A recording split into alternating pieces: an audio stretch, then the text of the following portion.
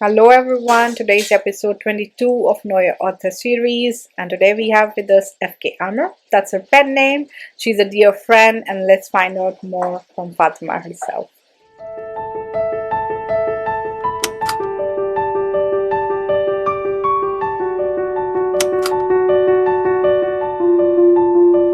Hello everyone, welcome to Talk with Sana, and this is episode 22 of Know Your Author series. And today we have with us F.K.AMIR. She goes by her pen name, and she's Fatima. So welcome, Fatima. She's born in Yemen and moved to UK at age of 13. She works in education. She loves photography and she lives with her cat Shadow. And Sinan and Lala is her first novel. So welcome. How are you? Thank you for having me. I'm good. How are you? I'm good. So tell us about yourself more. We would like to know. And also, like, how is life in lockdown, post lockdown? In 1.5 years, we are between the lockdowns, and then it's the weather again, and it's rising again, COVID everywhere. Yeah, I know. I mean, it's not so much different for me because I'm still going to work. I mean, I'm on half term at the moment, but I'm still going to work. So it doesn't feel very different. Even when everybody was in lockdown, I was still kind of going to work. The kids weren't going to work so much, but we still were. So it doesn't feel much different. And I Feels remember you got COVID as well, right? I did, I did. It I was got this year, COVID. right? It was not last year, but this year. No, it was this year, January. I got COVID. It was not good. Wow. Would not recommend. Yeah, I can imagine. But Mhm. it's like people who are working in education as teachers, it's really hard, because you have to go to work and then kids are coming and they're going back. And For sure, it did not help. But I think it was bound to happen. It was happening to everybody at one point. but how do you feel about the overall situation? Do you feel like what's the feeling? Actually, I've been an introvert most of my life. So I think my whole life has been one big drill exercise for this moment. But I still found it difficult. Even though I'm an introvert, I'm used to my own company. I think there were times where it definitely hit me. I was like, oh, this is like, I just want this to be over now. It's over. Alas, I just want it to be over. Yeah, I did some tests which tells you that you are an introvert or not, and I always see myself as extrovert. But in that test, from deep inside, I'm an introvert. So I was like a bit shocked. I was like, really? But in COVID, in the beginning, I didn't like it because I like to travel in the train to go to work because I read at the time or I do something. And then I was also like meeting my colleagues and, working and I mean, I was not even changing in the beginning of the year. When I started home working, I was just logging directly coming from the bedroom. But then I disciplined myself that I will get ready to work. And now I enjoy home working more. I have more time and I think it's more, I can focus more. I bet. I mean, I think I'd love to work from home or at least give it Yeah, a try. I'm really loving, like taking my own time and doing my things. And you can manage from home. I mean, that's what, and you don't need a manager sitting at your head, all the time. I think that's something that a lot of people realized, with lockdown, that a lot of things can be done from home. That was the Yeah, a lot biggest of things one. can be done from home, and you don't need to watch us all the time. I mean, we are adults, we're responsible. We can just finish and give you the work. Don't bother us. A lot of people are actually carrying on, even though everything's back open now. A lot of people are still working from home, so it's interesting. Yeah. So tell us more about your childhood. How was the child, Fatima? Not so much different from the adult. I was still very much an introvert. I was always an observer. I was very quiet. I was a reader. I wouldn't mingle with other children so much at school. I was always in a corner reading somewhere. So yeah, not much has changed since then. So tell us if you're a foodie or not. What's your favorite food and drink? Unfortunately, I am very much a foodie. I think I'm also a foodie, so and I being friends, I think we bond over cats and food and things. We have bonded over cats and food. I think I have a very unsophisticated palate. It's very much student food. I love my sandwiches. I love my pastas. So it's not like, I love my desi food. Not so much. It's such an unsophisticated palate. I still eat like a student. Sandwiches, pastas, ramen. It's terrible. I think I mean, we also like all that kind of food, you know, it's, I think, more Mm. comfort food, you know.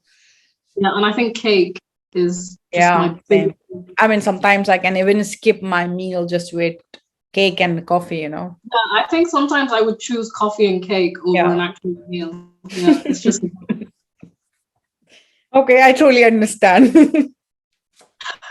So, what are your hobbies, or in your me time, what do you like to do?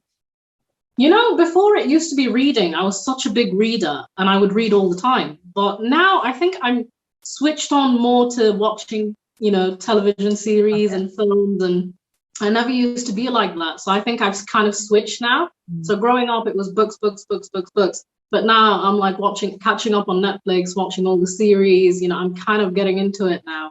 Okay. So that's kind of how I pass the time. Obviously, and when the inspiration hits, I like to go out on a walk, take some photos. That's like my second hobby, if you like, after reading. Yeah. I mean, I was a reader as well. And then, yeah, like you said, a few years of watching TV and Netflix. And then I said, it's enough, done. I think I'm still enjoying it. I'm not ready to Yeah, say I'm back. goodbye. I mean, Netflix become was my addiction, so I had to leave it. You know, it was like taking all my time and too much. Yeah, So. it I mean, really my is. only way was I couldn't control it. There is no portion control like the food in Netflix because everything is served. You know, this is the complete and watch it on your own. So I said, okay, I will quit. And both of us were addicted, like me and my husband, and we were like, okay, you know, we have to stop it. I like that though. I like the instant gratification. You get the whole Yeah. series. You don't have to wait. No suspense. Yeah. So tell me, how did the writer came first? Like you told me that there was a reader, and when did the writer came in? I think I've always wanted to write like my own book. And I was always a writer at school. English was my favorite subject at school. And in Yemen, we used to have, English classwork, English homework, and then we used to have composition. And that's a subject where you would like write a story. And I would love that. It was my favorite. I would always write all these different stories. And my teacher would always say, you've got a wild imagination. So I've always written, when I was a child and when I was growing up. But I think the turning point was, I guess, when I started a blog, and that's kind of where me and you met. I started a blog and I was writing about the most random things. I was trying to follow trends and I was trying to like be It was relevant. really a cool blog, you know. You were the coolest of all of us. You were looking up to your blog. What time is posting? It used to be so much fun. I get that a lot actually. A lot of people are like, "Oh, your blog was the coolest." So I think people relate to me when I'm writing. Maybe Yeah. even more than face to face. They relate to me, Yeah, that's when true. Yeah. I I'm mean, they were filming. looking forward to your content, and but I miss that space, you know, of all the I people. know, And then I all of mean, them went away. I tried to contact some of them, but then I think they were just too busy in their lives, and they said we are not coming back to our blog anymore. yeah, I mean, we definitely had our little clique, and that's sort Yeah. of everybody doing their own thing now, which is sad, but it's expected. But yeah, that's kind of where I kind of cemented my love for writing. And my book, I mean, I started it when I was 19. And on a whim, I decided to post a chapter on my blog, and people responded really well to it. So I just posted the second chapter and the third chapter and the fourth. Yeah, I remember we used to Yeah. wait until the next chapter is coming. And it blew my mind. I did not think I would get that reception. And people were so kind and they were saying, you should publish this. And I was like, Yeah. no, no, no, no. But you know, I would say you were a very early mover of Kindle and online publishing. It was just the new thing at the time. Right now, it's just a normal thing. You know, everyone is publishing online. Yeah, I think the first time I tried to self-publish it was 2015 or maybe even Yeah. before that, I don't remember. But it wasn't actually a choice. That's the very sad thing. I wanted it to be traditionally published, but it's such an overcrowded industry. It's so competitive. And I tried and I tried and I tried, but it's not easy to get the representation. Yeah, I So know. I know I'm talking to so many authors and I know what you're talking about. And 5 years back, it was even harder, you know, especially people of color in the UK. It's oh, really hard to find agents. And also, a book also has to meet certain criteria, which sometimes we are not ready to dwell in those areas, 110%. There's such an intricate process. You have to find a literary agent, and then you have to send Yeah. them 3 chapters. They have to see whether they like it or not. And of course, like at the moment, publishing is such a numbers game. I went to a bookshop yesterday and I was looking at like the top 10 books, and they were all like by YouTubers and influencers and TV personalities and celebrities. It wasn't just authors But anymore. Tam, right now it's like everyone is writing a book, It's that Yeah. thing. I mean, in the Mm. past, the media personalities and all those people, they were not writing books. The authors were a different genre. But right now, I feel the actors, actress, celebrities, everyone has a book, It's like, oh, you don't have a book? Oh my God. Yeah, I you know So what? where will our book go, among those celebrities and those people? So I understand what you're saying. They're quite lucky because, like I said, it is a numbers game, and I think obviously publishers are very interested in making the most amount of sales, I imagine. So Yeah. it makes sense to go to a celebrity who's already got a mass following. Yeah, So that's what's happening, I see. And then they're not going to write the second book as well, or maybe they will, it's not sure. So people are really keen and forward. They are interested in their lives, what's happened, and they want to know more about it. So, yeah, and also I see people from the media who already had a kind of experience in media. People know them and they have the contacts also, a lot of books from them. yeah. I mean, it's a lot easier if you have a massive social media following Yeah. or if you recognize.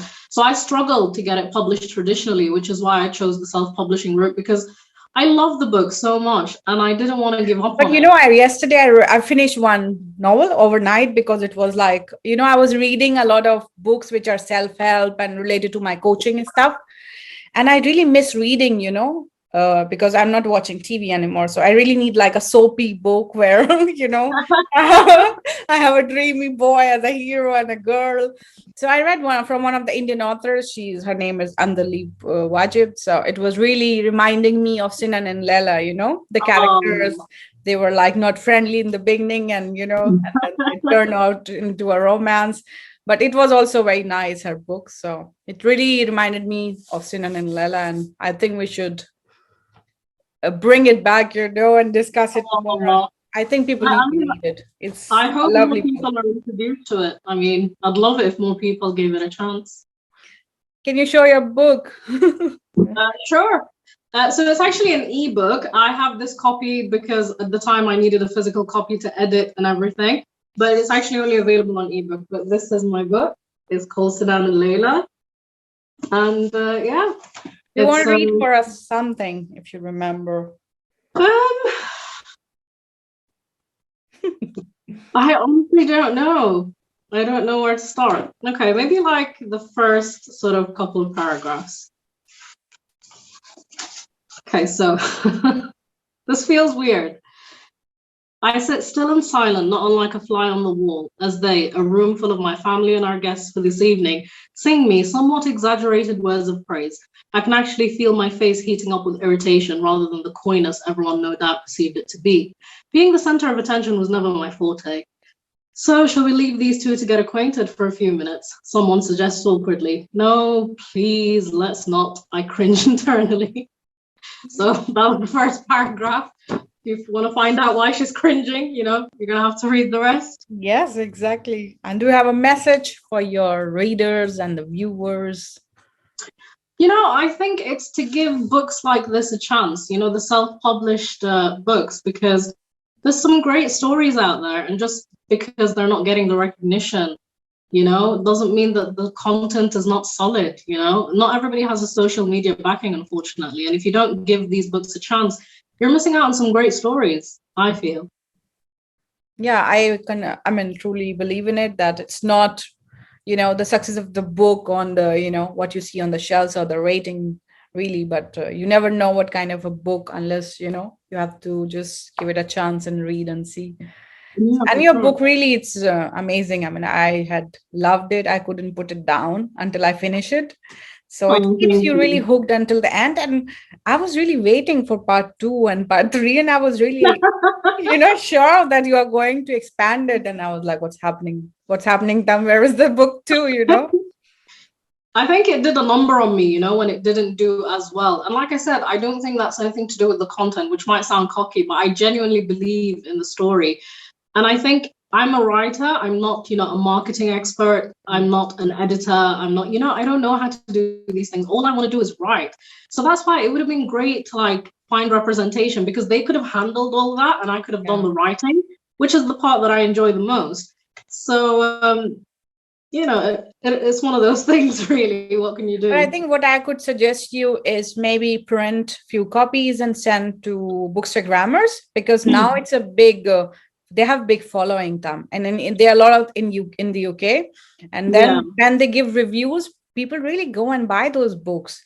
Actually, I know Sahar Mustafa, I mean, her book was a rage in 2020, and it was through Bookstagrammers completely, Yeah, I have approached a few and they've been honestly so kind. I mean, one of them really hated it and she slated it, but she was like, I'm not going to post the review, but I really hated the book. And I was like, okay, fair enough. It's not going to be everybody's cup of tea. But all the Bookstagrammers, they were really into it. They left me some great reviews. It's just really hard. I message people, and then you either get a response or you either don't. It takes some time, I would say, because they get a lot of books and they... Yeah, of course, I understand.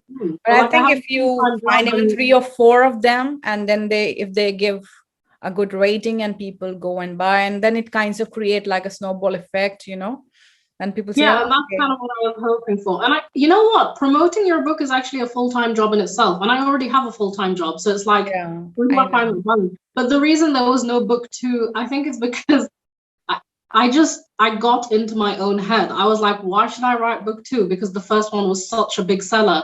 And I need to get out of that sort of zone because, Yeah, I know.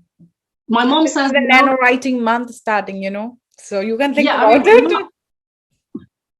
My mom says, what if all the writers in the world said this? They would have stopped at book 1. Because you write for yourself. You don't write for an audience. You write for yourself. So I really just need to get out of my own head. Yeah. I mean, exactly what is there. You just have to get out of your head, And I think writing is a very lonely thing, and then you write for yourself. That's what she says. And it develops a lot as a writer, as a person, because you are really going into the characters.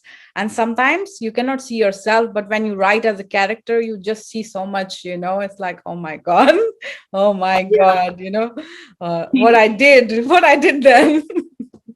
People were asking me if I was Layla. They were like, is she you? Where's Sinan? Do you know him? And I was like, no, it's just not me. But I think you have to say, I'm still looking for Sinan, and I think everyone will look for Sinan.